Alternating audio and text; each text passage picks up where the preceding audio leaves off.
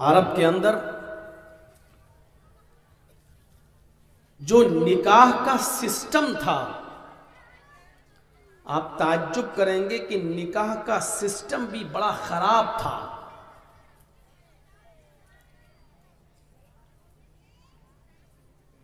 شادی کے بعد، نکاح کے بعد بھی لڑکا اپنی بیوی کو اپنے پاس نہیں رکھتا تھا۔ اس سسٹم پر ذرا غور کیجیے۔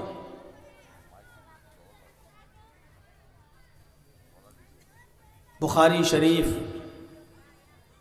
کتاب النکاح جب آپ پڑھیں گے، اس چیپٹر کو آپ کھولیے گا تو اس میں زمانے جاہلیت کے نکاح ملیں گے آپ کو۔ ایک لڑکے نے کسی لڑکی سے شادی کی اور شادی کے بعد لڑکی کی ودا ہو کر، رخصتی ہو کر لڑکے کے گھر آئی، لیکن لڑکا اس لڑکی کے ساتھ ملتا نہیں تھا، جبکہ نکاح کے بعد یہ اس کی وائف ہو گئی، اس کی بیوی ہو گئی، اس کی پتنی ہے، لیکن اس کے باوجود اس سے ملتا نہیں تھا، بلکہ اپنی بیوی کو اپنے کسی دوست کو سونپ دیتا تھا، اس کے ہینڈ اوور کر دیتا تھا، اس کو اس کے سپرد کر دیتا تھا، اور وہ اس کی بیوی کسی دوسرے لڑکے کے ساتھ اس وقت تک رہتی جب تک کہ اس دوسرے لڑکے سے اس کی بیوی کو حمل نہیں ٹھہر جائے، گربھ نہ رہ جائے، تب تک اس کی بیوی دوسرے لڑکے کے ساتھ رہتی۔ اور جب اس کو پتا چلتا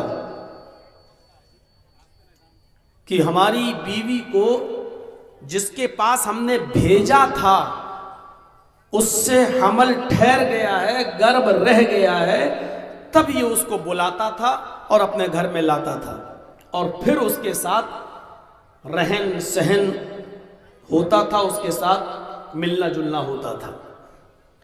ایسا اس لیے کیا جاتا تھا ان کے عقیدے کے مطابق،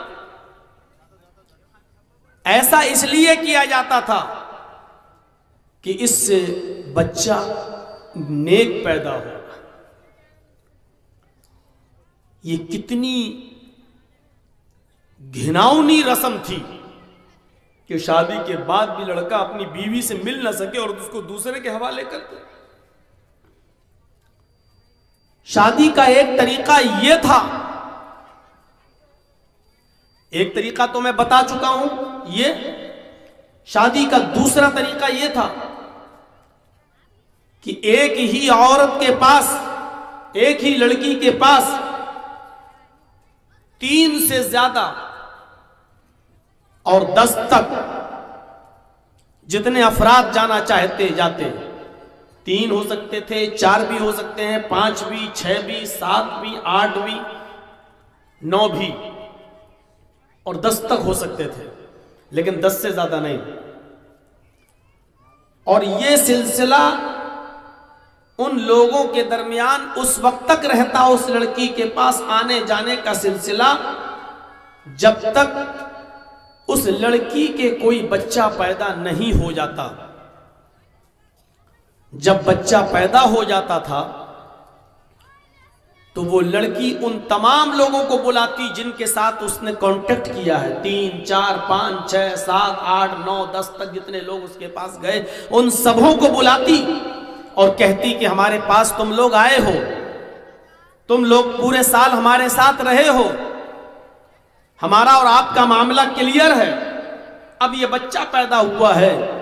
اس وقت اس عورت کو اختیار تھا، پاور تھا، وہ عورت اپنے بچے کو ان 10 لوگوں میں سے جس کی گود میں رکھنا چاہتی رکھ دیتی تھی، اور جب وہ عورت اس بچے کو جو پیدا ہوا ہے اس بچے کو جس کی گود میں رکھ دیتی تھی یہ اسی کا بچہ مان لیا جاتا اور یہ اس کی بیوی مان لی جاتی، اور اس دن سے یہ دونوں لوگ ایک ساتھ رہتے، یہ اس کا بچہ، یہ اس کی بیوی، یہ اس کا پتی۔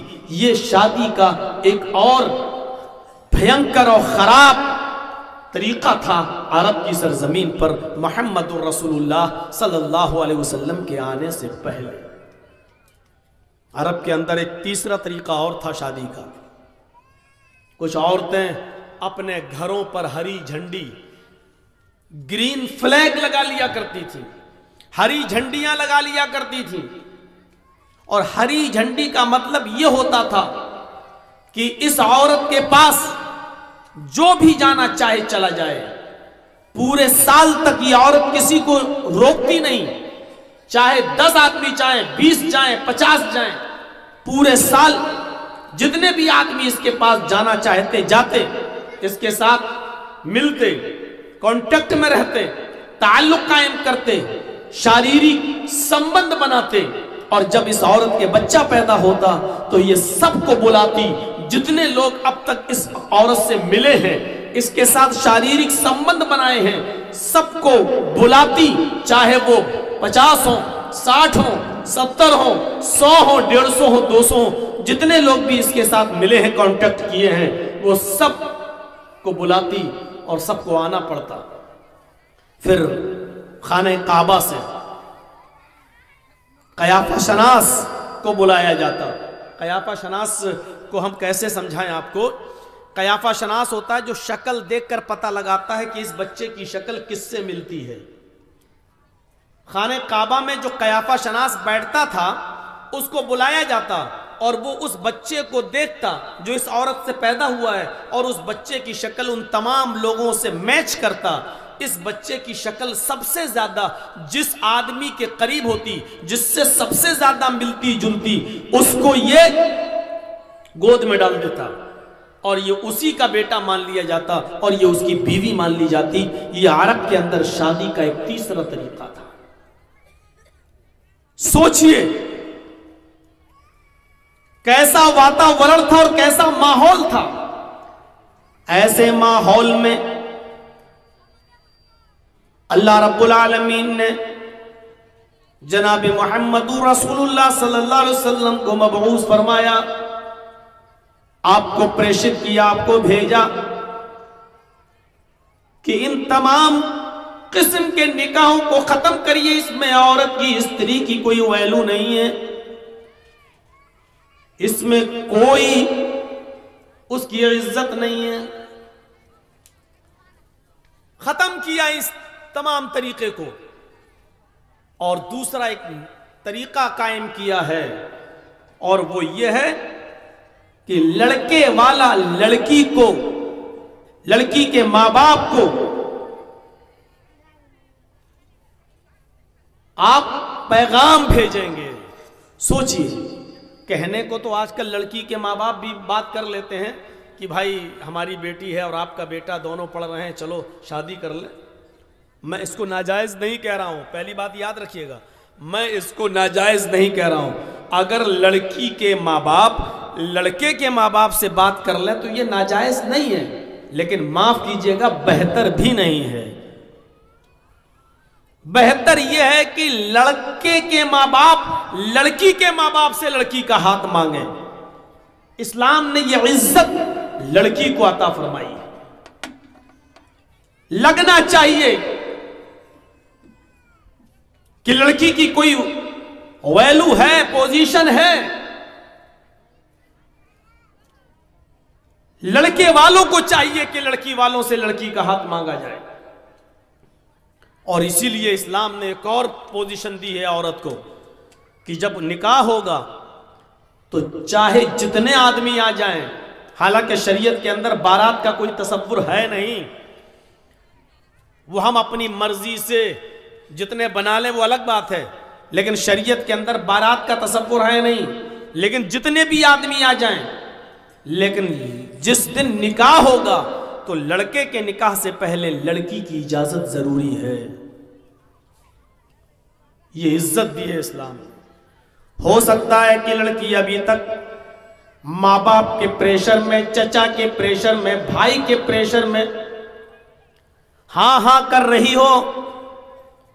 जिस दिन बारात घर पे आ चुकी है, आपके गांव में आ चुकी है, आपके मोहल्ले में आ चुकी है, मौलाना साहब भी आ चुके हैं निकाह पढ़ाने के लिए अपना रजिस्टर लेकर, लेकिन मौलाना साहब अभी लड़के का निकाह नहीं पढ़ाएंगे जब तक कि एक वकील और 2 गवाह अपना रजिस्टर लेकर लड़की के पास नहीं जाएंगे और लड़की से इजाजत नहीं लेंगे। जब लड़की इजाजत दे दे, आपके रजिस्टर पर साइन कर दे, सिग्नेचर कर दे, और ये वकील और ये 2 गवाह जब मौलाना साहब से, काजी से कहेंगे कि हाँ लड़की ने दस्तखत कर दिए हैं, लड़की ने हामी भर दी है, लड़की ने इजाजत दे दी है, उसके बाद मौलाना जर्जी साहब या कोई और काजी उसके बाद लड़के का निकाह पढ़ाएगा। ये जरूरी है, ये निकाह का एक हिस्सा है। अगर आपने डायरेक्ट लड़के का निकाह पढ़ा दिया और लड़की से इजाजत नहीं ली तो ये निकाह नहीं माना जाएगा।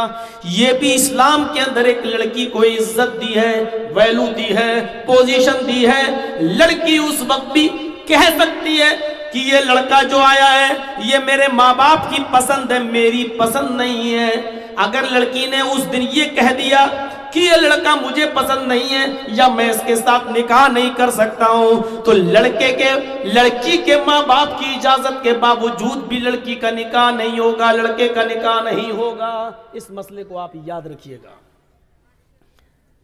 वली जरूरी है, और जिस लड़की ने बगैर वली के मन नकाहत मिन गैर इज़्न वलियहा, अपने वली की इजाजत के बगैर निकाह कर लिया, फनिकाहुहा बातिल, वो निकाह बातिल है, वो निकाह बातिल है, वो निकाह नहीं माना जाएगा। लड़की को वली की इजाजत जरूरी है, लेकिन वली को यानी बाप वगैरह जो भी उसके वली हैं, सरपरस्त हैं, उसको भी के लिए भी जरूरी है कि लड़की की इजाजत के बिना, लड़की की मर्जी के बिना वो भी जहां चाहे निकाह करना वहां निकाह नहीं कर सकते हैं जब तक कि लड़की की इजाजत ना हो। इसलिए लड़की से पहले पूछा जाता है, और जबरदस्ती पूछने की जरूरत नहीं है।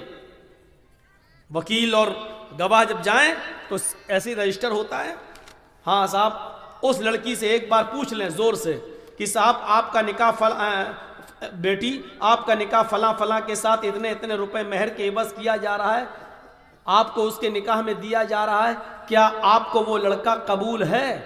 क्या आप उस लड़के को पसंद करती हैं? क्या आप उसके साथ निकाह में रहना चाहती हैं? क्या आपको वो लड़का पसंद है? एक बार पूछा जाएगा, 3 बार तो सिस्टम चल रहा है। लड़के से भी 3 बार पूछा जाता है ना, कि 3 बार कुछ है नहीं शरीयत के अंदर, सिर्फ एक बार पूछिए। और कुंवारी लड़की जिसकी ये शादी नहीं हुई, पहली बार पहला निकाह उसका हो रहा है, तो हदीस के अल्फाज ये हैं कि आपके सवाल पर अगर वो सर नीचे कर ले और खामोश हो जाए, कोई जवाब न दे, तो इसी को उसका जवाब माना जाएगा, इसी को उसकी इजाजत मानी जाएगी, इसी को उसकी परमिशन मानी जाएगी। अल्लाह के नबी ने फरमाया इज़्नुहा सिमातुहा, उसका खामोश रहना उसकी इजाजत है, बार बार उससे नहीं कहा जाएगा बोलो।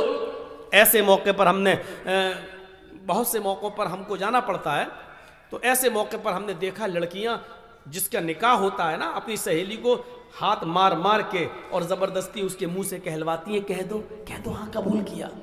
वो शर्माती है बेचारी और ये ज़बरदस्ती उससे कहलवाती है, अरे कह दो, अरे कहो।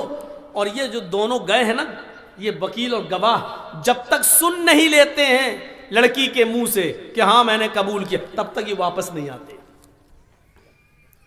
ये भी जिहालत की सबसे बड़ी दलील है। आपको जबरदस्ती नहीं कहलवाना है, सिर्फ एक बार पूछना है, निकाह फला के साथ किया जा रहा है, इतने इतने रुपए मेहर के बस, क्या आप पसंद करते हैं उस लड़के को? क्या आप चाहती हैं उस लड़के से शादी करना? क्या निकाह कबूल है? बोलती है तो ठीक, नहीं बोलती है, खामोश रहती है, तो खामोश रहना ही उसकी इजाजत है। जबरदस्ती न तो सहेलियों को बुलवाना चाहिए, जबरदस्ती न वहां बैठी हुई बुढ़ी लोग जो हज्जन کہلاتی ہے نا, دو چار ایک آدھ حج کرے آئی تو سمجھتی بہت بڑی ملانی بنی پھر رہی ہیں وہ, کہلواتی, کیا کہہ دو بیٹا کہہ دو, بڑی دیر لگ جاتی ہے کہلوانے میں, کیونکہ بہت دیر کے بعد اس کے ہونٹ کھلتے ہیں, قبول کیا, بہت دیر کے بعد اس کے ہونٹ کھلتے ہیں, قبول کیا. ارے کیا ضرورت تھی اتنا انتظار کرنے کی؟ ایک بار پوچھا, اس کی خاموشی, اس کی اجازت ہو گئی, ٹھیک ہے خاموش رہ گئی, چلو اس پر دستخط کر دو, جہاں اس کا نام لکھا ہے اس کے آگے سائن کروائیے, ہاں لیجئے. کیا ہوا؟ لڑکی نے سائن کر دیے, اجازت. لڑکی کی خاموشی ہی اس کی اجازت ہے. اب نکاح کیا جائے گا لڑکے کا, اب نکاح پڑھایا جائے گا لڑکے کا. 3 بار کہہ دیتے ہیں تاکہ لوگ غور سے سن لیں, ورنہ لڑکے کا ایک بار کہہ دینا ہی کہ میں نے قبول کیا کافی ہے, کافی ہے. تو میرے بھائیوں, یہ اسلام نے عزت دی ہے لڑکی کو, یہ اسلام نے عزت دی ہے عورت کو, یہ اسلام نے اتھارٹی دی اور پاور دیا ہے عورت کو, جو پہلے نہیں تھا. بیچاری جھنڈیاں لگاتی تھیں, جتنے لوگ جانا چاہیں جائیں, اور جب بچہ پیدا ہو جاتا تھا تب بلاتی تھی سب کو. اب قیافہ شناس اس بچے کو دیکھتا تھا کہ کس سے مل رہا ہے, اس کی گود میں ڈالتا تھا اور اس کا ہاتھ اس کے ہاتھ میں پکڑا دیتا تھا, جاؤ اب تم اس کی بیوی ہو, یہ تمہارا شوہر ہے, پتی ہے, اور یہ تمہارا بیٹا ہے, جاؤ. میرے بھائیوں غور کیجیے کیا رسم و رواج تھے عرب کی سرزمین پر. شراب, اس سے پہلے جو ہمارا یہاں تقریر ہوئی تھی بشٹم نگر میں, تو پوری تقریر ہمیں یاد ہے شاید شراب ہی کی ٹاپک پر ہوئی تھی. شراب کے موضوع پر میں نے بولا تھا, آج ہم صرف ٹچ کریں گے شراب کا. اتنا رواج تھا عرب کے اندر شراب پینے کا, آپ لوگوں سے تو کیا بتایا جائے. شراب کا حال یہ تھا کہ ان کے گھر میں جب کوئی بچہ پیدا ہوتا تھا عرب کے اندر, تو اس بچے کو بھی سب سے پہلے شہد یا کوئی میٹھی چیز اس کے حلق پر نہیں چپکائی جاتی تھی, بلکہ پڑھیے زاد المعاد علامہ ابن قیم کی, جب گھر میں بچہ پیدا ہوتا تھا تو سب سے پہلے عرب کے لوگ شراب کے 4 5 10 قطرے بوندے ڈراپس اس بچے کے حلق میں ڈال دیتے. یہ اس بات کی علامت ہوتی تھی کہ بیٹا تیرے باپ دادا شرابی رہے, تجھے بھی شراب میں آگے بڑھنا ہے اور شراب کا رسیہ و دل دادا ہونا ہے. شروع سے ہی اس کے رگوں میں جو دوڑایا جاتا تھا وہ شراب ہوتی تھی. آپ کا علاقہ بھی اس سے بچا نہیں ہے. شراب نوشی کتنی ہے, اور اب تو شراب تو چھوڑیے مولانا صاحب, آپ شراب کی بات کر رہے ہیں. سنا ہے اب تو چرس چل رہا ہے, اس میں ایک heroin, brown sugar, brown sugar. موجودہ حالات یہ بتاتے ہیں کہ اس وقت ہندوستان کے اندر ہر 5 میں 1 شرابی ہے. 5 میں 1 شرابی, یعنی 100 ہیں تو 20 شرابی. اگر انڈیا کی تعداد 100 ہے تو 20 شرابی, اور آپ تعجب کریں گے ان 20 میں 10 مسلمان, اور 10 میں پوری ہندو بھی, سکھ بھی, جینی بھی, عیسائی بھی, یہودی بھی, بدھسٹ بھی, جینی بھی. یہ 10 میں 20 میں آپ سوچئے 100 میں 20 شرابی ہیں اور 20 میں 10 ٹوٹل مسلمان. کہاں جا رہا ہمارا معاشرہ, کہاں جا رہا ہے ہمارا سماج, کہاں جا رہی ہے ہماری سوسائٹی. جوئے کا عالم کیا تھا عرب کی سرزمین پر, پڑھیں گے آپ زاد المعاد ابن قیم کی. جوا اتنا کھیلتے تھے, اتنا کھیلتے تھے, اتنا کھیلتے تھے کہ جب رقم ہار جاتے تھے تو مکان جوئے میں لگا دیا کرتے تھے, اور جب جوئے میں مکان بھی ہار جاتے تھے پھر بھی ان کا دل نہیں بھرتا تھا, تب جوئے میں اپنی جوان بیوی اپنی جوئے میں لگا دیا کرتے تھے کہ لو ہم نے اپنی بیوی جوئے میں لگا دی. کیا ہوا؟ یہ صحیح نہیں ہے، سب پہلے کیا کرو بھائی. آگے لاؤ، یہ ہاتھ پیر چلائیں گے تو مائک ادھر جائے گا.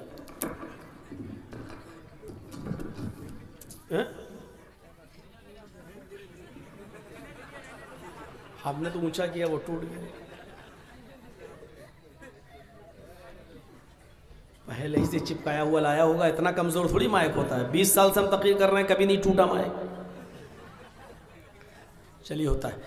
تو بی بی جوئے میں لگا دیا کرتے تھے. بشٹم نگر والوں اپنے معاشرے کا جائزہ لیجئے گا. میں مانتا ہوں کہ اس حد تک نہ صحیح، لیکن آئی پی ایل میں جوا اور سٹا آپ بھی لگاتے ہو.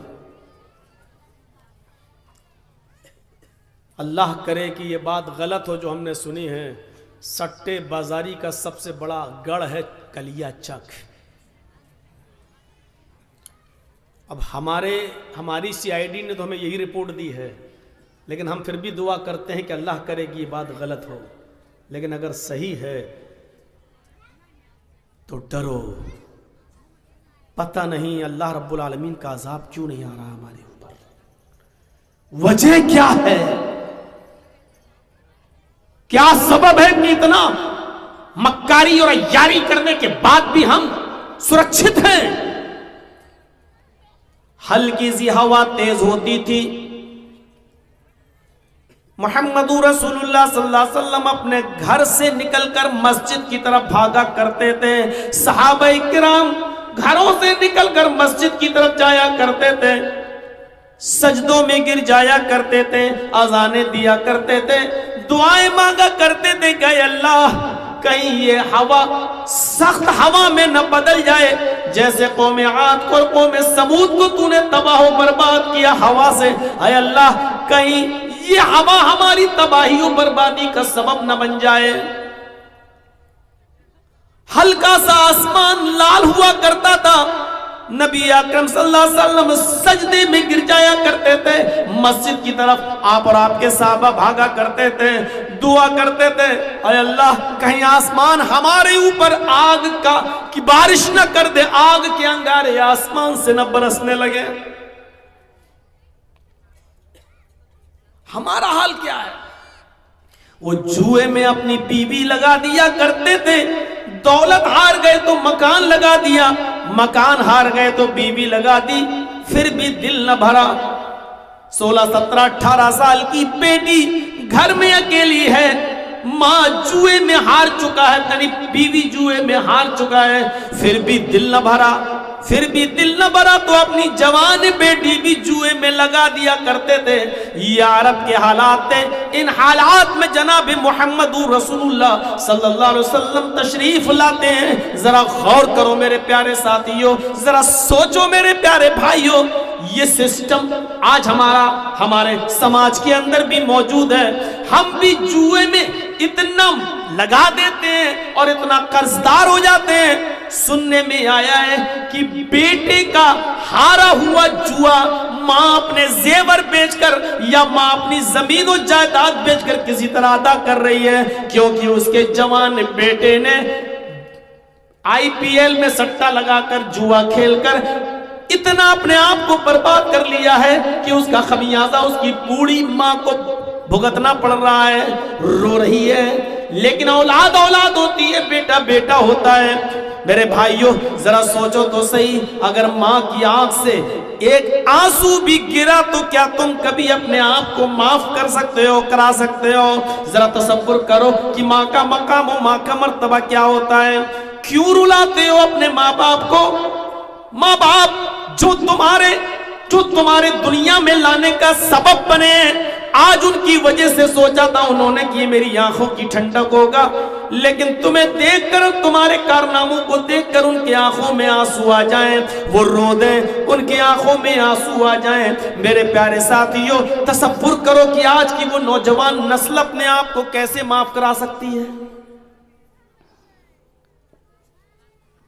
عرب کے حالات پر جائزہ لیجئے، اور اس کا ایک عنصر ہمارے سماج میں دکھائی دے رہا ہے. ایک ایک بال پر پیسہ لگتا ہے, اس اوور میں کتنے رن بنائے جائیں گے اس پر پیسہ لگتا ہے, ٹیم کون جیتے گی ہارے گی اس پر پیسہ لگتا ہے.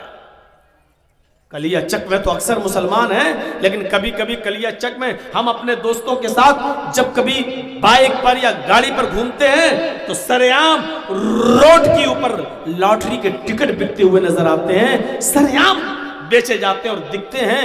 میرے بھائیوں, تمام صورتحال کو دیکھتے ہوئے ابھی اللہ کا عذاب ہمارے اوپر نہیں آ رہا ہے. ہم تصور کریں کہ ہم بچے کیسے ہیں, ہم بچے کیسے ہیں. صحابہ فرماتے ہیں جن گناہوں کو تم معمولی سمجھتے ہو, جن گناہوں کو تم معمولی سمجھتے ہو, گویا کہ وہ گناہ ہی نہیں ہے. نبی اکرم کے زمانے میں ہم انہیں ایسا ہلاک کر دینے والا پہاڑ سمجھتے تھے کہ ابھی یہ گر کر ہمارے اوپر ٹوٹ پڑے گا. معمولی گناہ جن کو تم چھوٹا سمجھتے ہو, ہم ان گناہوں کو اللہ کے نبی کے زمانے میں اپنے اوپر پہاڑ سمجھتے تھے کہ یہ پہاڑ کہیں ہمارے اوپر گر نہ جائے اور ہم اس میں دب کر مر نہ جائیں. یہ تصور ہوا کرتا تھا. آج جو تک نہیں رینگتا ہمارے سروں پر, احساس تک نہیں ہوتا ہمیں کہ ہم کیا کر جاتے ہیں کیا نہیں کرتے. اتنا سا ہم معمولی سمجھتے ہیں یہ گناہ کو, معمولی. شراب معمولی, جبکہ ہم یہ جانتے ہیں کہ شراب جب آدمی پیتا ہے اس وقت وہ مومن نہیں ہوتا. تصور کریے, مومن نہیں ہوتا. یعنی جب کوئی آدمی شراب کو اپنے ہونٹوں سے لگاتا ہے اس وقت ایمان اس کے اندر سے نکال لیا جاتا ہے. جب تک وہ نشے میں رہتا ہے اس کے اندر ایمان نہیں رہتا. اسی حال میں اگر وہ مر گیا, اسی حال میں اگر اس کی موت آ گئی تو وہ حالت ایمان پر نہیں, مومن نہیں ہوگا, مسلم کی حالت میں نہیں مرے گا. تصور کیجئے یہ کیا چیز ہے, ہم اس کو بہت معمولی سمجھتے ہیں. اب آپ اندازہ لگائیے, جس نے حرام کا ایک لقمہ کھایا, اللہ کے نبی فرماتے ہیں جس نے حرام کا ایک لقمہ کھایا, حرام کا ایک لقمہ 40 دن تک اس کی نماز قبول نہیں ہوتی ہے. 40 دن تک. اب سٹے سے پیسہ کمانے والوں, لاٹری جیتنے والوں, جوا کھیل کر کمائی حاصل کرنے والوں, ذرا تصور کرو, ہمارے تو مکان ہی اسی سے بنے ہیں, ہمارے بچوں کی پڑھائی لکھائی بھی اسی سے ہو رہی ہے, ہماری بیوی بھی وہی چیز کھا رہی ہے, ہمارے بچوں کی رگوں میں جو خون دوڑ رہا وہی مال حرام کا ہے. سوچئے, اللہ کے نبی صلی اللہ علیہ وسلم نے فرمایا کہ ایک مسافر ہے, بیچارہ سفر کر کے جاتا ہے, کسی مسجد میں نماز پڑھتا ہے اور نماز پڑھنے کے بعد دونوں ہاتھوں کو اٹھا کر اللہ سے مانگتا ہے, یا ربی یا ربی یا ربی, اے میرے رب مجھے یہ دے, مجھے یہ دے, مجھے یہ دے. اوپر سے آواز آتی ہے وَمَطْعَمُهُ حَرَامٌ وَمَشْرَبُهُ حَرَامٌ وَمَلْبَسُهُ حَرَامٌ. اے میرے بندے, تو مجھ سے بہت سی چیزیں مانگ رہا ہے, وَمَطْعَمُهُ حَرَامٌ, بہت سی چیزوں کی ڈیمانڈ کر رہا ہے, بہت سی چیزیں مانگ رہا ہے. مَطْعَمُهُ حَرَامٌ, حالانکہ تو جو کھا کر آیا ہے وہ کھانا حرام کا ہے, جو کھا کر آیا ہے وہ کھانا حرام کا ہے. وَمَشْرَبُهُ حَرَامٌ, جو پی کر آیا ہے وہ حرام کا ہے. وَمَلْبَسُهُ حَرَامٌ, تیرے جسم پر جو قمیض ہے, جو کرتا ہے, جو پیجامہ ہے, جو لنگی ہے, جو پہنا ہوا ہے, وہ بھی مال حرام کا ہے. میرے بندے, وَغُذِيَ بِالْحَرَامِ, تیرے جسم میں جو خون دوڑ رہا ہے, جو بلڈ سرکولیشن کر رہا ہے, دوڑ رہا ہے, وہ خون بھی حرام کا ہے. فَأَنَّا يُسْتَجَابُ لِذَلِكَ, میرے بندے میں تیری دعا کو سنوں تو کیسے سنوں, کہاں سے سنوں. اِنَّ اللَّهَ طَيِّبٌ وَيَقْبَلُ طَيِّبٌ, اللہ پاک ہے اور پاکی پسند کرتا ہے. تو کھا کر آیا ہے وہ ناپاک, پہن کر آیا ہے وہ ناپاک, جو پی کر آیا وہ ناپاک, بدن میں خون دوڑ رہا ہے وہ بھی ناپاک. ہم تیری دعا سنیں تو کہاں سے سنیں, ہم تیری دعا قبول کریں تو کہاں سے کریں. اللہ اس کی دعا کو ریجیکٹ کر دیتا ہے, اللہ اس کی دعا کو پھر سنتا نہیں ہے. اچھا سوچئے, تھوڑی دیر کے لیے سوچئے, یہ چھوڑ دیجئے، یہ مت سوچئے، آج یہ سوچئے کہ ہم سمجھا رہے ہیں، یہ ذہن سے نکال دو کہ کوئی جلسہ ہو رہا ہے، ایک سوچ پیدا کریے۔ حضرت ابو بکر صدیق کا ایک غلام تھا، لیکن وہ اپنے مذہب پر تھا، نہیں کافر تھا، ایمان نہیں لایا تھا، غلام تھا ان کا، خریدا تھا انہوں نے، اور وہ کچھ محنت کرنے جاتا تھا، کما کر لاتا تھا، اور ابو بکر صدیق اس کی کمائی کھاتے تھے۔ ٹھیک، غلام کی کمائی مالک کے لیے حلال ہے، شریعت کا مسئلہ ہے۔ ایک دن گیا اور بغیر محنت کیے ہوئے اس کو کسی نے کھجور دے دیے۔ ہوتا ہے ایسا۔ ابو بکر صدیق کے غلام نے ایک آدمی کو دیکھا کہ وہ اپنی بیوی کے ساتھ جا رہا ہے اور اس کی بیوی کا پیٹ باہر ہے، یعنی بچہ تھا اس کے پیٹ میں، تو مذاق میں کہہ دیا تھا، مذاق میں ابو بکر صدیق کے غلام نے مذاق میں کہہ دیا تھا اپنے دوست سے، بھابھی کو لے جا رہے ہو؟ جی، لڑکا ہوگا، ایسی مذاق میں کہہ دیا۔ کیا کہا اس نے؟ بھابھی کو بیٹا ہوگا، بیٹا۔ اس کے دوست نے کہا تمہیں کیسے معلوم؟ پیٹ میں کیا یہ تو اللہ جانتا، تمہیں کیسے معلوم؟ اب مذاق تو مذاق ہی ہے۔ اس نے کہا ارے یار میں بہت ایکسپیرینس ہے، مجھے تجربہ ہے، پیٹ دیکھ کے بتا دیتا ہوں لڑکا ہے کہ لڑکی، دیکھ لینا لڑکا ہوگا۔ اتفاق سے 2 مہینے کے بعد اس کے گھر میں لڑکا پیدا ہوا۔ تو جب لڑکا پیدا ہوا تو وہ سمجھا کہ یہ بہت بڑا پہنچا ہوا آدمی ہے، جانتا ہے، واہ اس نے 2 مہینے پہلے کہا تھا لڑکا ہوگا تو لڑکا ہی ہوا۔ تو وہ کھجور لے کے آیا اور اس کو گفٹ دے دیا، لو یار تم نے جو بتایا تو وہی ہوا۔ تو یہ کھجور لے کر جب گھر پہنچے، ابو بکر صدیق کا غلام جب گھر پہنچا تو ابو بکر صدیق نے کہا کیا لائے ہو؟ کہا کھجور۔ ارے جلدی لاؤ یار بھوک لگ رہی ہے مجھے۔ اٹھایا اور ایک کھجور کھا لیا۔ میں کسی سے بھی پوچھ سکتا ہوں، ایک کھجور کھایا، کتنا؟ ایک کلو نہیں، صرف 1 پیس کھجور لے کے تو آیا تھا بہت سا، لیکن ابو بکر صدیق نے ایک اٹھایا اور کھا لیا۔ دوسرا اٹھا کر کھانے والے تھے، غلام نے کہا رکیے،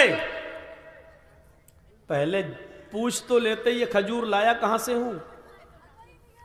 جوا کھیلنے والوں، آئی پی ایل میں سٹا لگانے والوں، لاٹری خریدنے والوں، سنو، رقم ہار کر اپنی ماں کے آنکھوں سے خون کے آنسو اپنی ماں کو رلانے والوں، سنو،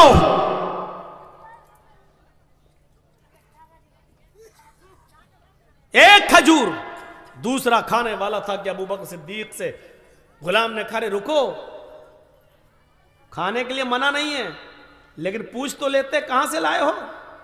ابو بکر صدیق نے کہا روزانہ محنت کرنے جاتے ہو، آج بھی محنت کر کے لائے ہوگے؟ اس نے کہا کہ روزانہ محنت کر کے لاتا تھا تب تو آپ روز پوچھتے تھے، اور آج ہی محنت نہیں کیا اور آج آپ نے پوچھا ہی نہیں۔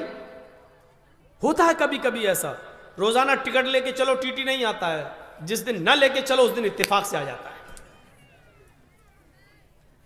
ارے کبھی نہیں آیا، چلو آج ایسے ہی بیٹھ جائیں، اور جس دن بیٹھ جاؤ بغیر ٹکٹ کے تو اس دن آ جاتا ہے۔ بہت سے لوگ یہ سوچتے ہیں ایسے، اے بھیا سامنے سے مت اٹھا بیٹھا لگاؤ، کئی بار دیکھ چکا ہوں لوگ سامنے سے جا رہے ہیں آ رہے ہیں۔ تو ابو بکر صدیق روزانہ پوچھتے تھے آج کہاں سے لائے ہو، آج کہاں سے لائے ہو، آج کہاں سے لائے ہو، بتا دیتا تھا یہ کیا یہ کیا یہ کیا۔ اور آج بھوک زیادہ لگی تھی، پوچھا ہی نہیں، اٹھایا اور ایک کھجور کھا لیا۔ دوسرا کھانے والے تھے، پتا تو لگاؤ کہاں سے؟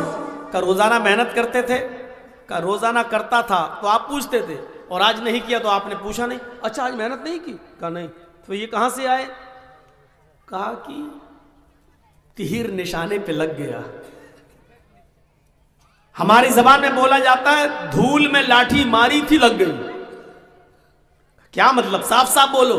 یار میرا ایک دوست تھا، اس کی بیوی جب 7 مہینے کا حمل تھا تو میں نے اس کا پیٹ دیکھ کے کہہ دیا تھا کہ بھابھی کو لڑکا ہوگا۔ آج 2 مہینے کے بعد اس کو لڑکا ہوا ہے، میں تو جانتا نہیں تھا، میں نے تو اچانک کہا تھا۔ آج اس کو لڑکا ہوا ہے تو لقد تکہنتو، میں نے جو کہانت گڑھی تھی اس سے، اس کی وجہ سے وہ مجھے بہت بڑا بابا سمجھنے لگا، پہنچا ہوا سمجھ رہا، اس نے گفٹ میں لا کے دیا۔ ابو بکر صدیق نے کہا تب تو یہ حرام ہے، کیونکہ ماں کے پیٹ میں کیا ہے یہ صرف اللہ جانتا ہے، بارش کب ہوگی، کس جگہ ہوگی، یہ اللہ جانتا ہے، کون آدمی کس سرزمین پر مرے گا اس کا علم تو اللہ کو ہے، پھر تو نے یہ کیسے بتا دیا یہ تو حرام ہوا؟ اس نے کہا جی ہاں حرام ہوا، لیکن اب تو آپ نے کھا لیا۔ فرمایا میں اس حرام کھجور کو جو میرے پیٹ میں جا چکا ہے اس کو میں اپنے پیٹ میں رہنے نہیں دوں گا، جاؤ پانی بھر کر لاؤ۔ ان کا غلام پانی لے کر آیا، حضرت ابو بکر صدیق نے پیٹ بھر کے پانی پیا، اس کے بعد 3 انگلی حلق میں ڈالی، آ کر کے قے کیا، تھوڑا سا کھجور باہر نکلا، پھر پانی پیا، پھر انگلی ڈالی، پھر اس کو قے کیا، پھر پانی پیا، پھر انگلی ڈالی، پھر قے کیا، اور اس وقت تک پانی پیتے رہے اور قے کرتے رہے جب تک کہ یقین نہیں ہو گیا کہ جو کھجور میں نے کھایا تھا وہ پورا کا پورا نکل گیا ہوگا۔ جب یقین ہو گیا کہ نکل گیا ہوگا، اس کے بعد فرمایا اے غلام، میں نے محمد رسول اللہ صلی اللہ علیہ وسلم سے سنا ہے، بس یہ بخاری کی حدیث ہمیں اور آپ کو سب کو سننا چاہیے۔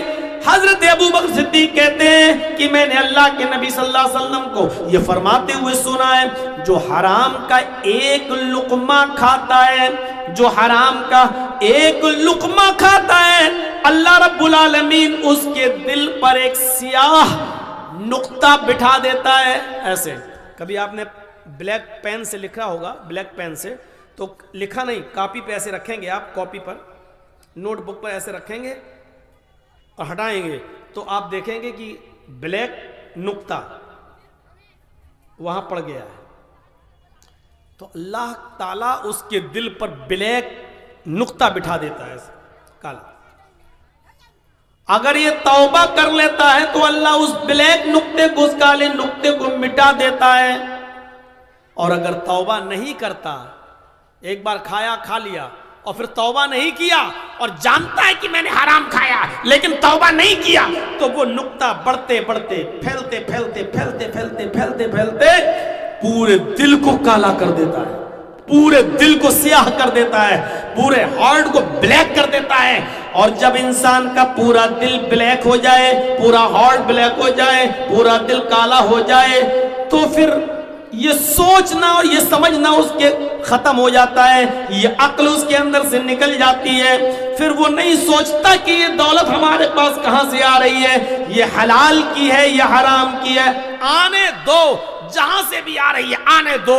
پھر اس کے اللہ رب العالمین اس کے دماغ سے سوچنے اور سمجھنے کی صلاحیت کو ختم کر دیتا ہے، پھر وہ حلال و حرام کی پرواہ نہیں کرتا ہے، ایک نقطہ پورے دل کو کالا کر دیتا ہے۔ میرے بھائیوں، ابو بکر صدیق نے صرف ایک کھجور کھایا تھا، وہ بھی دھوکے سے، اس کو بھی نکال دیا۔ ابو بکر صدیق کی اس زندگی سے ہم اپنے گریبانوں میں جھانک کر دیکھیں، ہم اپنے معاشرے کا، اپنے سماج کا اور اپنی سوسائٹی کا ذرا جائزہ لیں کہ ہم کیا کر رہے ہیں، ہم کیا کر رہے ہیں، ہم کیا کھا رہے ہیں، اپنے بچوں کو کیا کھلا رہے ہیں۔ حضرت عمر ابن عبدالعزیز کا دور تھا، حضرت عمر ابن عبدالعزیز کا دور تھا، خلیفۃ المسلمین ہے، بیوی کے پیٹ میں بچہ ہے، 3 مہینے 4 مہینے کا حمل پیٹ میں موجود ہے، لیکن 4 دن سے کھانا نہیں ملا۔ خلیفۃ المسلمین ہے لیکن کھانا نہیں ملا ان کی بیوی کو، چیختی رہی، چلاتی رہی، میرے ہسبینڈ میری فکر نہیں ہے، کوئی بات نہیں، لیکن اس پیٹ کے بچے کی تو فکر کیجئے، میرے پیٹ میں جو بچہ پل رہا ہے اس بچے کی تو فکر کیجئے، جب تک ماں کھائے گی نہیں تو بچے کی باڈی میں، بچے کے جسم میں لگے گا کیا؟ جب مجھے کو نہیں مل رہا ہے تو بچہ کیسے پروان چلے گا؟ یہ بچے کا ڈر ہے کہ کہیں مر نہ جائے۔ عمر ابن عبدالعزیز کہتے ہیں میری بیوی کیا کروں، بیت المال سے جب تک سیلری نہیں آئے گی، تنخواہ نہیں ملے گی، تب تک میں تمہیں کچھ نہیں کھلا سکتا، اور ابھی تنخواہ ملنے میں، سیلری ملنے میں ٹائم ہے۔ کچھ نہیں مل رہا ہے. جب 4 دن بھوکی اور پیاسی بھوکی رہ گئی تو انہوں نے اپنی خادمہ کو, اپنی لونڈی کو بیت المال بھیجا رات میں اور کہا کہ بیت المال کا جو خزانچی ہے, بیت المال کا جو ٹریزری ہے, جو خزانچی ہے, اس سے جا کر ایک پیالہ دودھ ادھار لے لو, عاریتن لے لو, قرض لے لو, اور یہ کہنا عمر ابن عبدالعزیز کی بیوی نے منگایا ہے, جب ملے گا تو وہ تمہیں واپس کر دیں گی تمہارا دودھ. رات کے اندھیرے میں عمر ابن عبدالعزیز کی لونڈی, ان کی خادمہ دودھ لینے جاتی ہے. بیت المال کے کیشیئر نے یہ سوچ کر کہ عمر ابن عبدالعزیز کی بیوی حاملہ ہے, ان کے پیٹ میں بچہ ہے, بچہ کہیں مر نہ جائے, اس لیے ایک پیالہ دودھ دے دیا. ایک پیالہ دودھ رات کے اندھیرے میں جب لے کر آ رہی ہیں اور گھر کے دروازے کے اندر جب گھستی ہیں تو عمر ابن عبدالعزیز اپنے گھر میں بنے ہوئے کنویں کے پاس بیٹھ کر وضو بنا رہے تھے تہجد کی نماز پڑھنے کے لیے. عمر ابن عبدالعزیز نے گھر کے دروازے سے کسی کو آتے ہوئے دیکھا, پوچھا کون؟ خادمہ نے جواب دیا, آپ کی خادمہ, آپ کی سروینٹ.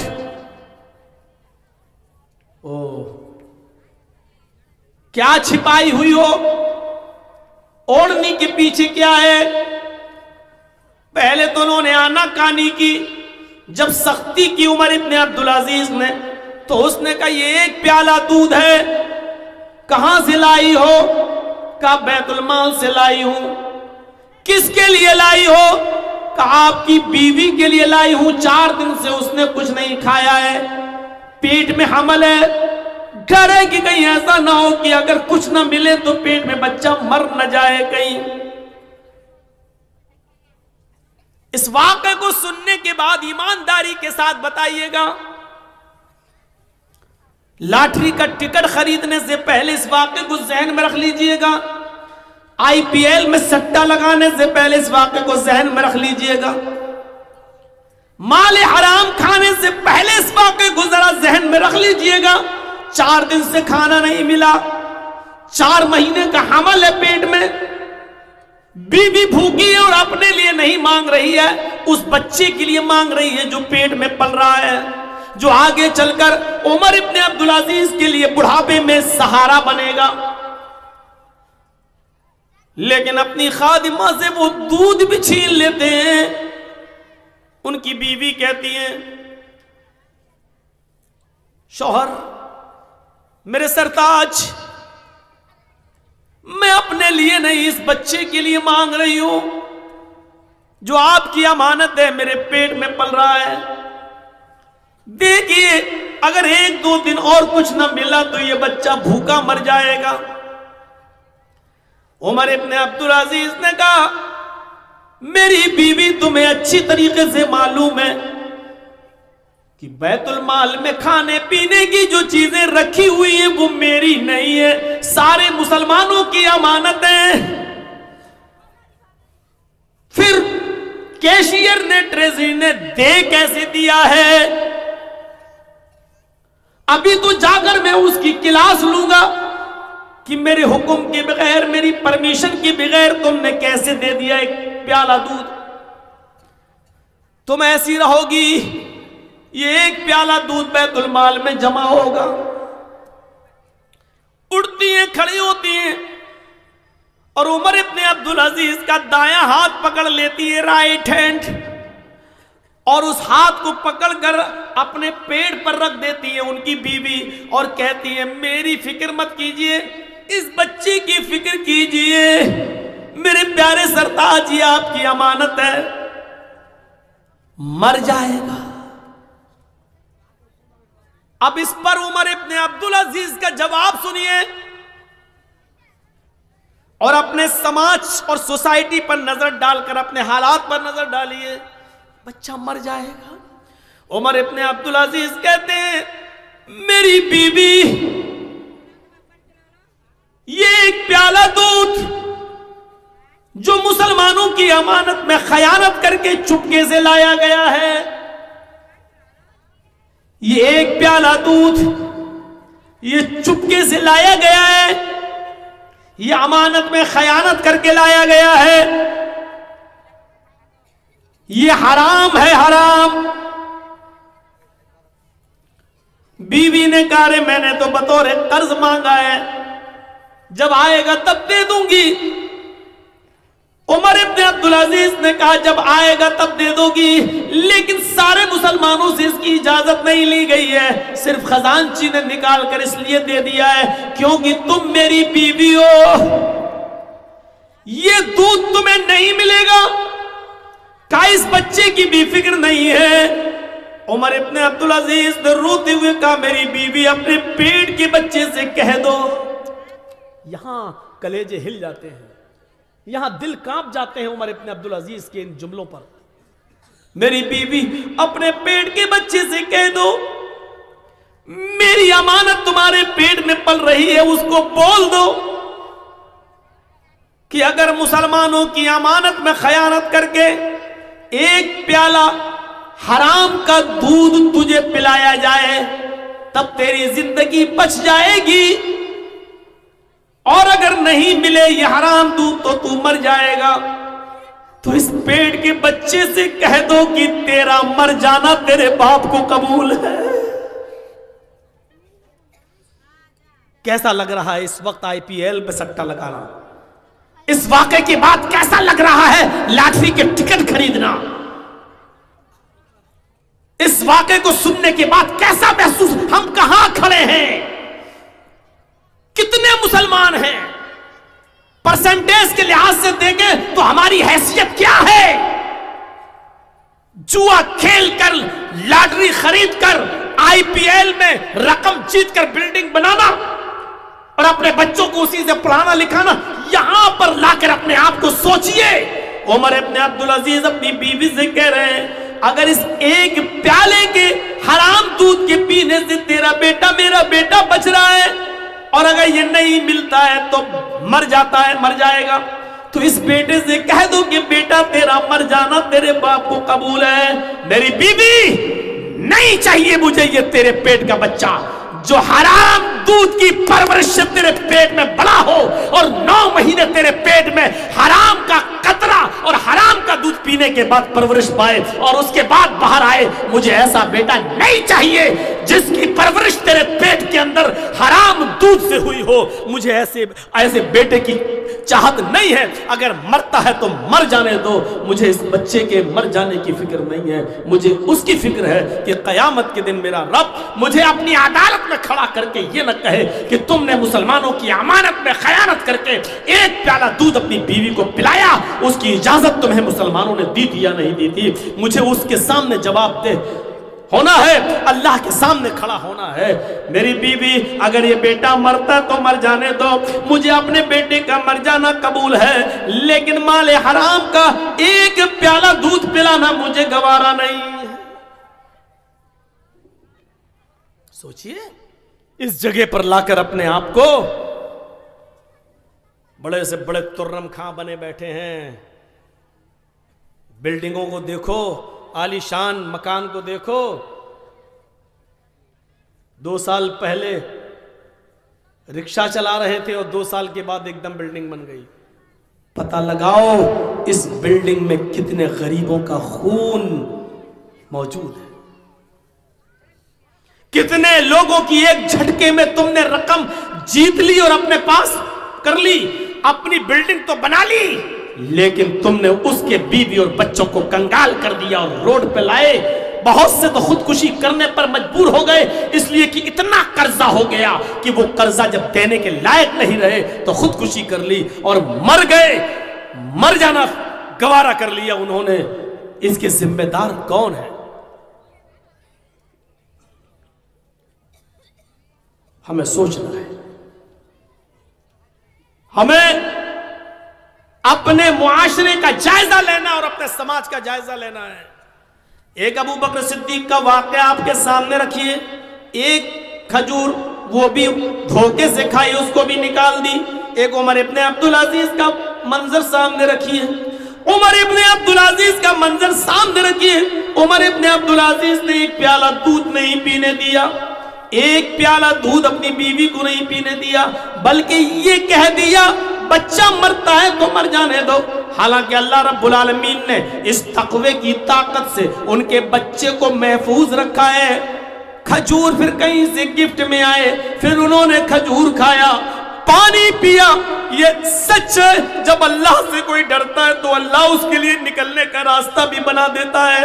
وَمَن يَتَّقِ اللَّهَ يَجْعَل لَّهُ مَخْرَجًا وَيَرْزُقْهُ مِنْ حَيْثُ لَا يَحْتَسِبُ۔ جو اللہ سے ڈرے گا، جو تقوی اختیار کرے گا، جو اللہ سے ڈرے گا، اللہ اس کے لیے نکلنے کا راستہ بنا دے گا، اللہ اس کے لیے نکلنے کا کوئی سبیل، کوئی راستہ نکال دے گا، ایسی جگہ سے اس کو رزق دے گا جہاں بندے کو وہم و گمان بھی نہیں ہوگا۔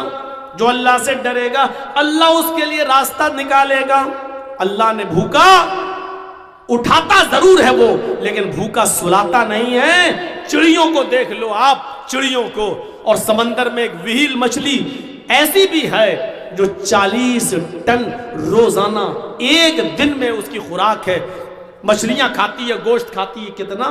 40 ٹن ایک دن میں، 40 ٹن۔ وہ اتنی بڑی مچھلی ہوتی ہے کہ بڑے بڑے جہازوں کو بھی پلٹ دیتی ہے، کروٹ لی جہاز ادھر سے ادھر ہو گیا۔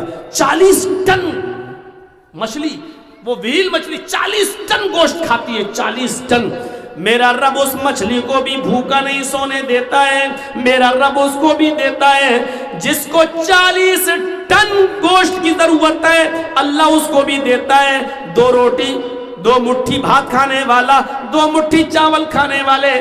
تو اپنے بھائی کی زمین بھی اپنے نام کرنا چاہتا ہے، اس کا جوئے کے ذریعے مال بھی جیتنا چاہتا ہے، آئی پی ایل کے میچ میں سٹا لگا کر اس کی کمائی پر بھی قبضہ کرنا چاہتا ہے، یہ تیرا بھائی ہے۔ اللہ کے نبی فرماتے ہیں المسلم اخو المسلم، مسلم مسلم کا بھائی ہوتا ہے، مومن مومن کا بھائی ہوتا ہے۔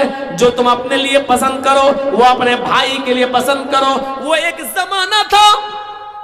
زمانہ تھا کسی صحابی کے گھر میں چوہے بہت زیادہ آ گئے، وہ بڑا پریشان تھا اپنے چوہوں سے، تو اس نے کسی سے پوچھا یار چوہوں کا کیا علاج ہے، میرے گھر میں چوہے بہت آ گئے ہیں، کیا کروں؟ تو اس آدمی نے مشورہ دیا ایک بلی لے آؤ۔ ہاں یار یہ تو صحیح ہے، بلی لاؤں گا تو بلی چوہے کو کھا جائے گی، ٹھیک ہے۔ 3 دن کے بعد وہ آدمی پھر مل گیا، پوچھا کیا ہوا، بلی لائے؟ کہا نہیں۔ پھر کہا چوہے گھر میں ہیں، بلی نہیں لاؤں گا۔ کہا کیوں؟ میں نے تو آپ کو اچھا مشورہ دیا تھا۔ کہا مشورہ اچھا نہیں تھا، بعد میں نے سوچا بہت برا مشورہ تھا تمہارا۔ میں نے تو اچھا مشورہ دیا تھا بلی لانے کا، بلی لاؤ گے تو چوہے کو کھا جائے گی۔ کہا نہیں، تم نے مجھے مشورہ دیا بلی لانے کا، میں نے اپنی بیوی سے کہا، بیوی نے کہا بلی لے آؤ، اچھا مشورہ ہے۔ رات میں میں نے سوچا اگر میں بلی لے آؤں گا بلی ایک چوہا کھائے گی، لیکن چوہے اس بلی کو جب اس گھر میں دیکھیں گے تو بھاگ جائیں گے اور بھاگ کر میرے پڑوسی کے گھر میں گھس جائیں گے، ہمارا گھر چھوڑ کر چوہے بھاگیں گے، پڑوسی کے گھر میں چلے جائیں گے، آج ہمیں تنگ کر رہے ہیں کل پڑوسی کو تنگ کریں گے۔ اور اللہ کے نبی نے فرمایا جو تم اپنے لیے پسند نہیں کرتے ہو وہ اپنے بھائی کے لیے بھی پسند نہ کرو۔ تو جو چوہے میں اپنے لیے پسند نہیں کرتا ہوں یہ کیسے گوارا کر لوں کہ یہ چوہے بھاگ کر پڑوسی کے گھر میں چلے جائیں اور اس کو پریشان کریں۔ غور کرو، وہ یہ سوچتے تھے اور ہم یہ سوچ رہے ہیں اس اوور میں کتنے رن بنیں گے، 10,000 یا تو ادھر یا ادھر۔ ہم یہ سوچ رہے ہیں کہ اس کی رقم ہمارے پاس آ جائے اور ایک ہی جھٹکے میں یہ تو آپ کے پاس آ جاتی ہے یا آپ کے پاس سے چلی جاتی ہے۔ دونوں ہی صورتوں میں ہم کنگال ہو رہے ہیں۔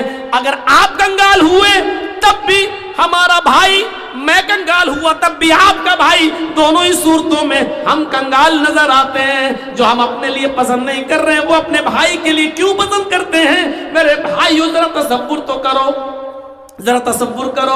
عرب کے اندر یہ دستور عام ہو چکا تھا، اسی لیے معاشرے کی اصلاح کرو اور معاشرے میں جو برائیاں پھیلی ہوئی ہیں ان کو نکالیے، ان کو دور کیجئے۔ سماج میں ایک सोसाइटी और समाज में एक ऐसी मीटिंग होनी चाहिए, मीटिंग, शराब पीने वाले को क्या सजा दी जाए, जुआ खेलने वाले को क्या सजा दी जाए।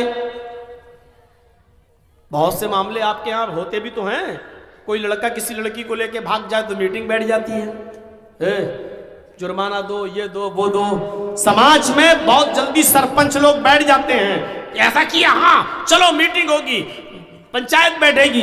लेकिन पंचायत कभी इस बारे में बैठी कि फला आदमी के लड़के ने फजर की नमाज नहीं पढ़ी, फला आदमी फजर में मस्जिद में नहीं दिखाई दिया, कभी पंचायत जोड़ी है आपने कि उसके लिए क्या सजा मुतय्यन की जाए। फला का आदमी शराब पीता, कभी आपने पंचायत बिठाई कि उस आदमी को क्या सजा दी जाए। फला का आदमी जुआ में रकम जीत कर आया या हार के आया, उसको क्या सजा दी जाए। नहीं साहब, आप इसकी पंचायत नहीं जोड़ेंगे, जो हमें पसंद आएगा वो हम करेंगे और जो हमें पसंद नहीं आएगा वो हम नहीं करेंगे।